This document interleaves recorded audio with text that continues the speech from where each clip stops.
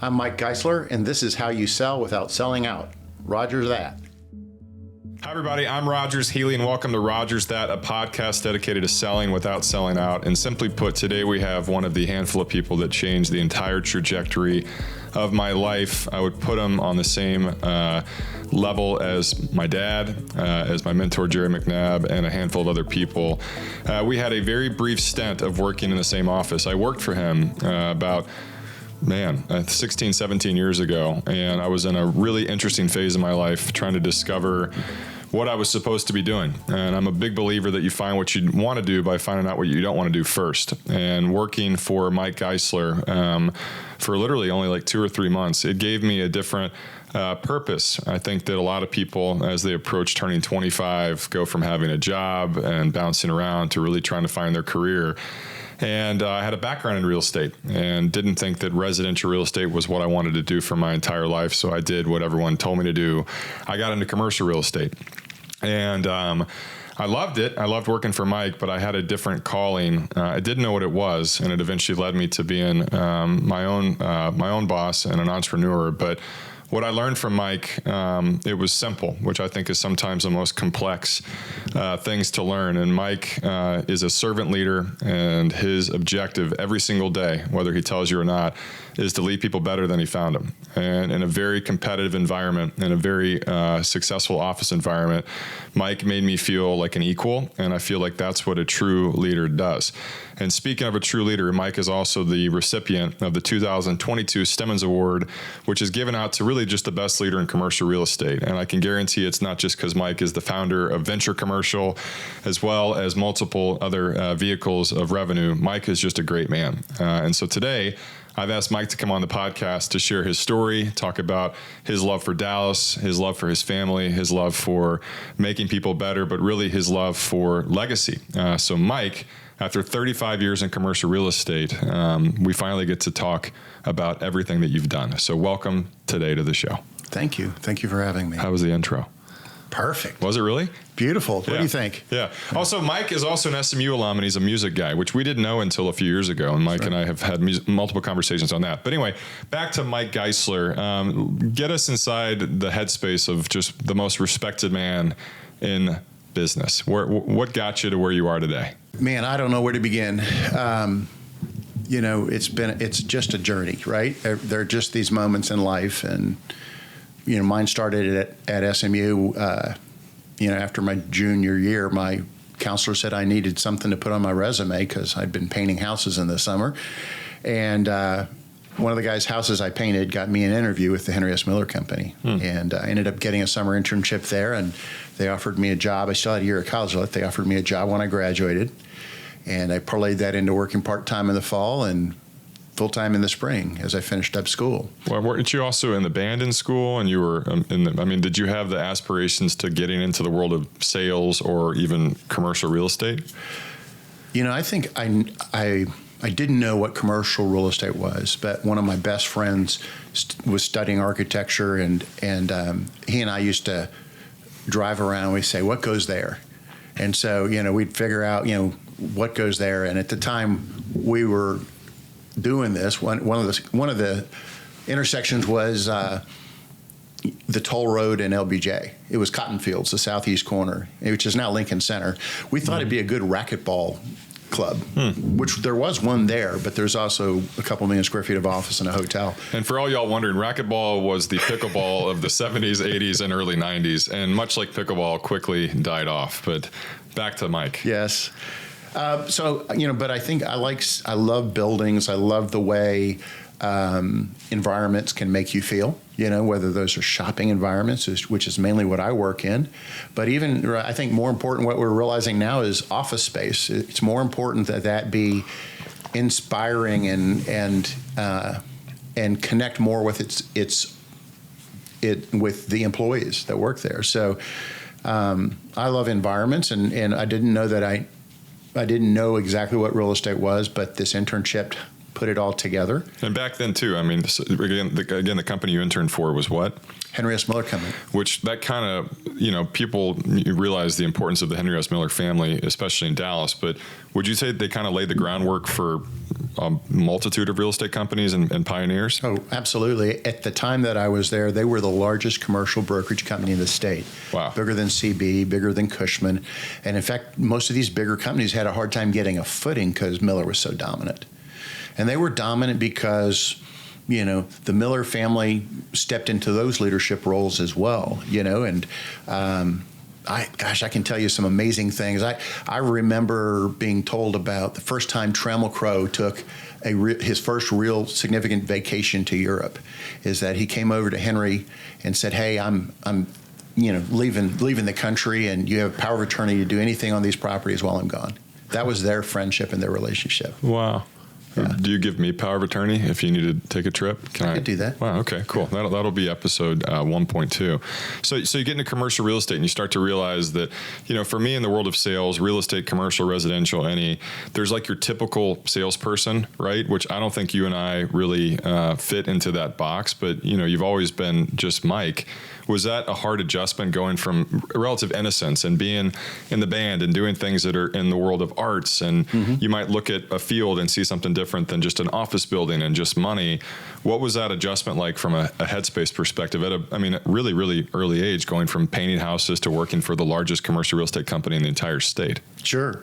Well, and again, my family, my parents, brought us up, to be very conscious about doing volunteer work. And, and I had another conversation in my head, which was, I'm going the capitalist route. And, my parents were much about giving back. So I wanted to figure out how I can give back in the commercial real estate world. And at the time in the mid 80s, it was kind of a spiritual desert. And I thought maybe I can have an effect on this place. What was your first move to actually try to impact? I don't know that I remember that. It took a long time. I did not go through a training program. So, I stumbled for a few years until I could really learn enough about the business to be competent in it. And that on top of the economy of the state of Texas crashing more severely than it's ever has in the 80s. We lost almost all of our banks. Oil crashed, real estate crashed. It took us 6 to 8 years to recover from that. I would say that one of the reasons that Texas has done so well in the last 20 years is that we haven't forgotten those lessons. And in 2009 and 10, when you saw other areas like Atlanta and Phoenix get overbuilt, Dallas wasn't overbuilt because we screwed that up in the 80s, and we remember that pain. History did not repeat itself. It did not. So with real estate, and especially in commercial, and y'all that are not super familiar with kind of the different sectors, it's one license to do anything. A lot of people decide early on to be a specialist, which Mike, you're a pioneer in the world of retail and, forecasting and trends and all that kind of stuff. But when you first got into it, was retail the direction you were in? No, actually, I started off working in land. Really? But land sales stopped, and I needed to find something, and they directed me towards retail leasing. Which wouldn't that have been just as hard in the 80s? Like thinking about people that, if you don't have extra spending money, why would somebody go and open up a retail store? There was always leasing activity. Huh. Always. There were more obstacles. It was harder for them to get financed. But there were always dreamers. There's this guy that started a company that was kind of a knockoff on Container Store. He ended up doing half a dozen stores in DFW during Still that around? time. No, it's not. Oh, Container Store, I think they're based here in DFW, right? They are, yes. So you did that, and did you just fall in love with the process and fall in love with the fact that you're, obviously you're brokering deals, you're getting paid to do it, but really I think in the world of commercial, what I liked most and still do about retail is that it's an experience and it's fun versus like, here's where you're going to work. Here's where you're going to store your stuff. Here's where you're going to go and have people potentially live in an apartment complex. Yours is the interaction factor, which really is your personality. And so did you kind of catch fire with that early on? Yes. I think the two things that drove me were, one, creating environments that people enjoy. Explain that. So when you say creating environments, what do you mean by that? Whether that's building a new shopping center in a neighborhood or just a small center, but providing services and needs that people want. When Starbucks was first created, it was so important for a community to get their own Starbucks, and early on in that process, property values increased in the neighborhood around a Starbucks because it validated the neighborhood as cool. That's crazy. Yeah. When was Starbucks? Was it the mid 80s? No, I think it was probably the early 2000s. Really? Before Starbucks became like everyone wanted one in their neighborhood. Now their Starbucks closing down because they're across the street from each other. Right.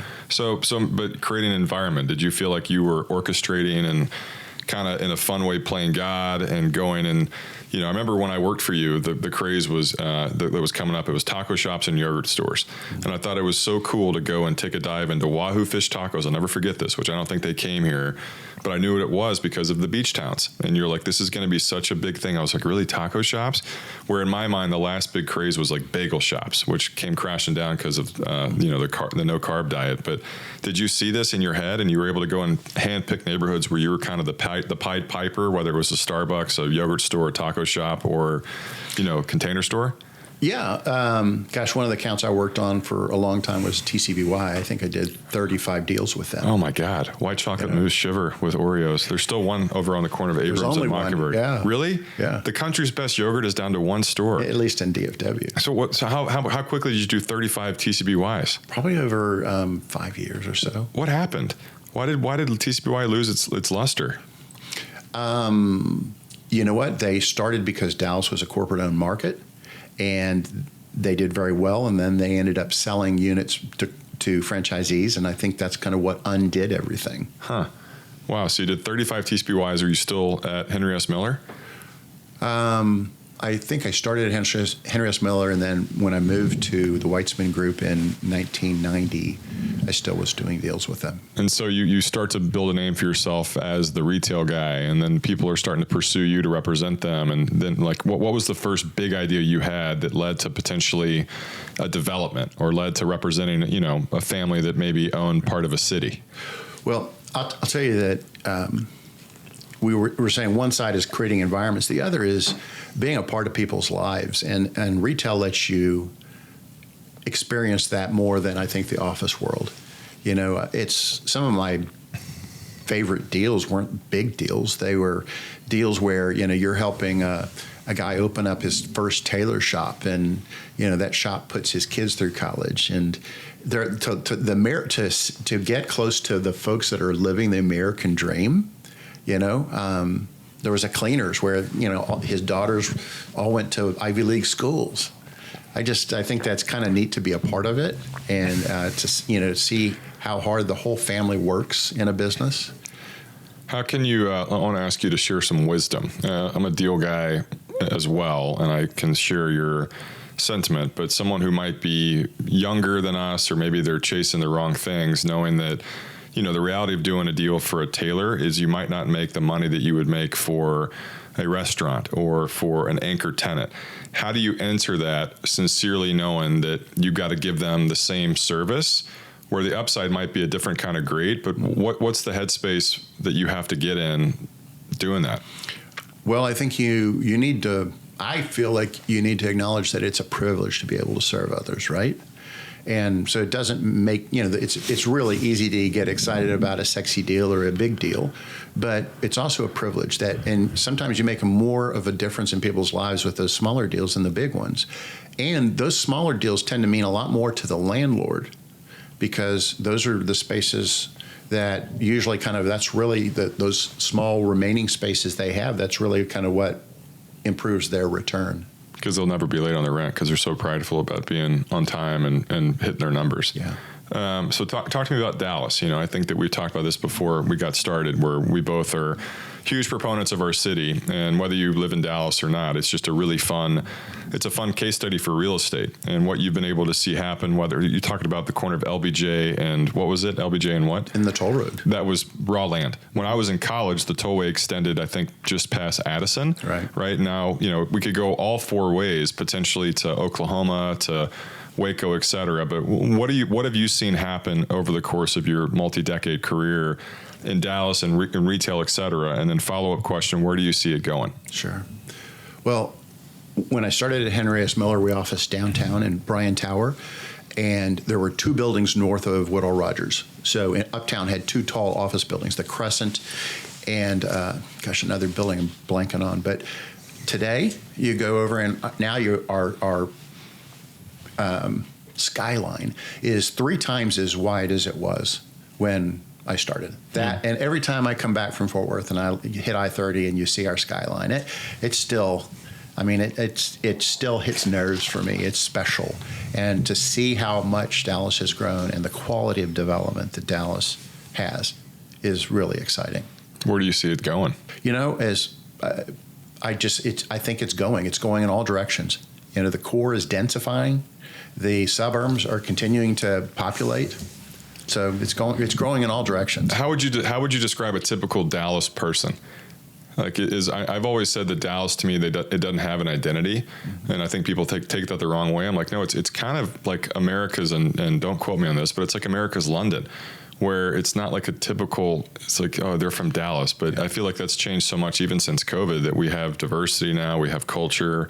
There's not a ton to do, and maybe you can change my mind on that. But how would you describe a typical Dallas person? Well, I think one of the most unique factors about Dallas is if you have a vision and you want to work hard and you want to be successful, this city supports you.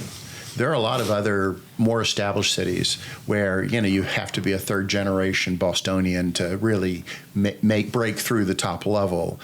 In Dallas, if you're driven and you work hard, you can be successful here. And Dallas has always welcomed people in. And that's part of our magic sauce, I guess. Unless you're in real estate, sometimes it takes a little bit longer. I'm just kidding. Well, it's not easy. Yeah. Real estate's not any easier than any other business, but it's just like anything. You have to be passionate about it. And you got to stick with it, and you got to work hard. Yeah. So, okay, I want to go back to being inviting, and part of the thing that I think you can share with us as well, if not better than anybody, is your real, your obsession with legacy, whether it's with actual real estate, with business, but most importantly, with me. I worked for you for literally 3 months, and it wasn't like I went to go work at a competitor. I just didn't know what I wanted to do with my life and had to go explore it. And he left me with a hug, which is not most people, because I kind of wasted his time. And it just proves that, he treated me well, and I'm loyal to him to this day. But how about that party? It's like all of a sudden you look up, like me, it's like, holy crap, I'm in my mid 40s and I think like a 10-year-old still, and I have the energy of a 15-year-old, but there's another generation behind me that maybe needs me differently than just being their boss. Mm-hmm. And you really epitomize that, where you can go and edify the next generation. What is that like? How do you go and get motivated knowing that it's a grind, right? People are going to take advantage of you. They're going to screw you over, but the core group is going to treat you right. And I feel like you've done that as well as anybody. Well, I think part of it is, choosing to search for things that have meaning in your life. And, being able to help others is a good feeling, and it takes nothing to make a meeting with a young person that's trying to figure out what their next step in life is. And that process, if you're graduating from college, you're not sure with what you want to do, and it's so frustrating, and it's full of doubt, and it's I feel like there aren't enough guys along the way that remember that try to give you the encouragement you need to stick with it, and man, I meet so many wonderful guys. I can't hire most of them, because I don't have that. I have to, part of our success is our leaders in the company are responsible for the success of our younger folks. And so, a senior guy's got to be 100% committed to that junior guy. And sometimes we find a lot more great candidates than we have manpower to teach them. But, I just think those are ways that mean a lot to those kids that are trying to figure it out, and they appreciate the fact that it's a process, and that you kind of got to remind them. They just want to, find that home and get started in their life. But you also got to remember that if you just try to get a job, you're going to wake up miserable one day. You've got to have the courage to figure out what you want to do and to find that thing you love. And it's just a process. Define a great leader. How would you go and tell someone what a great leader is? Listen, I think a great leader is someone that puts others first. I think a great leader is somebody that lives by being an example. John Zikos in my life is that great leader. He is a great example. He is absolutely passionate about whatever he does, and his passion is infectious. He has a heart that's so big in terms of all the things that he cares about, that he commits himself to. He leads a Bible study. He leads a prayer group once a month with the Dallas Real Estate Ministries in our office. But he knows, he's figured out what's important to him, and he lives in that. And that's our job. Each of our jobs is to figure out what's important to you, and some of that you uncover in a few years. For me, when I started the business, I was just excited about the business. Everything's new and shiny at that age, and then you start to looking for what's really meaningful. For me, very quickly it was, the money is not a big enough a motivator to me. I have to be making a difference for people. And so... Did that come with time, or was that always... It came with time. I was part of the generation of the Wall Street generation with, where greed is good. Yeah. So I was definitely mesmerized with that. Yeah.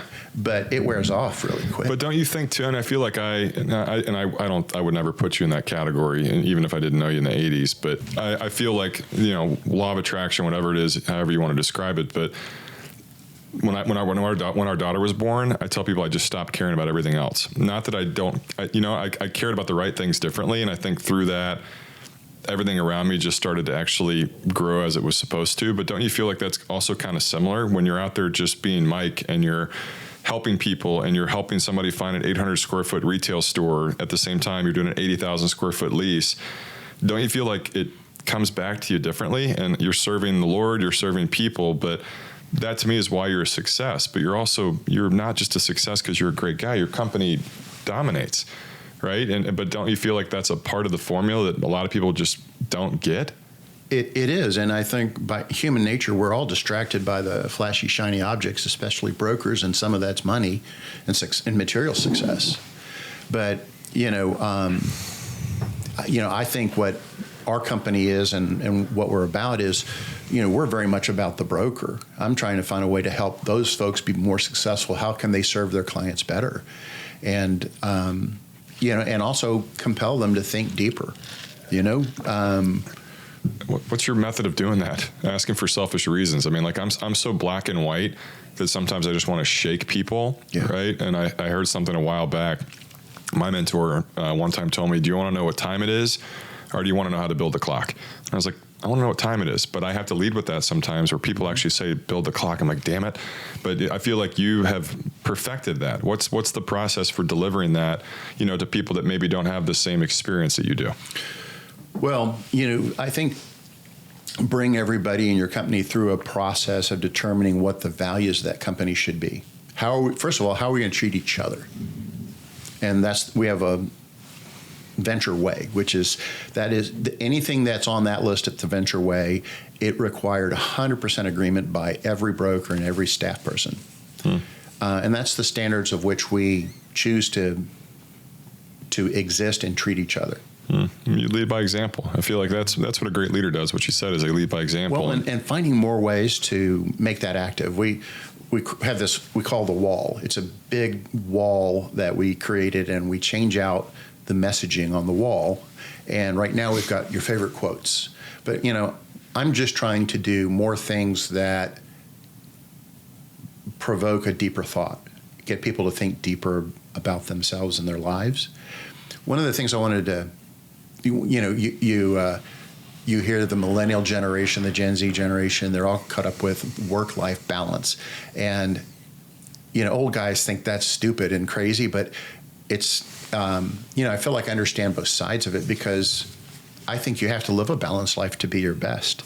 If you prioritize one thing, you can become warped in that way. And when young people ask me, how do you do work-life balance? Well, you learn to apply yourself hard in your career.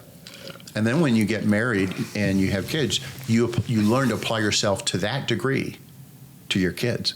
It's like you just have to learn. It's not trading one for the other. It's you have to be as deeply committed to both things. And I think that's the balance. Do you feel like you've perfected it? I don't know that I think you learn, you make mistakes, you may stray. I think I always knew it was important to me to be present at my kids' events and things like that. And I think we learned a lot along the way of having kids, and definitely prioritized them over everything else. We didn't socialize much with other adult couples. We just spent our time with our kids. And as our kids grew older, we love trying new restaurants, and they're very adventurous with food, and they love to travel. And so, we're almost each other's best friends as well as parents and nothing wrong with that. Kids. Yeah. How would you describe your legacy as you start to work on it? Loaded question, but again, I mean, a real estate icon, an icon in the community. But as you start to, enter a different phase, like I'm entering, how would you define that? I don't know. I think part of it is, defining things that are important, that you think are important to others, that are important to you, and living that.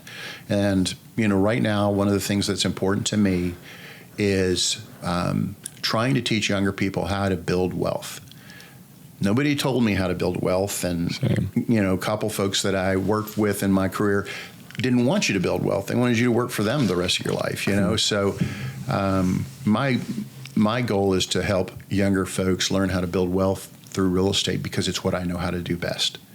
And, But you do it to a different degree. You include them, not just in meetings, but in deals and opportunities to invest. And, and that also builds a crap ton of loyalty, especially people that work with you, because they want access to more deals. But you do it to a different degree. What would you consider your superpower to be? And in the world of business and the world of, just being a good human? Be consciously generous. Dude, God, you're like a walking fortune cookie.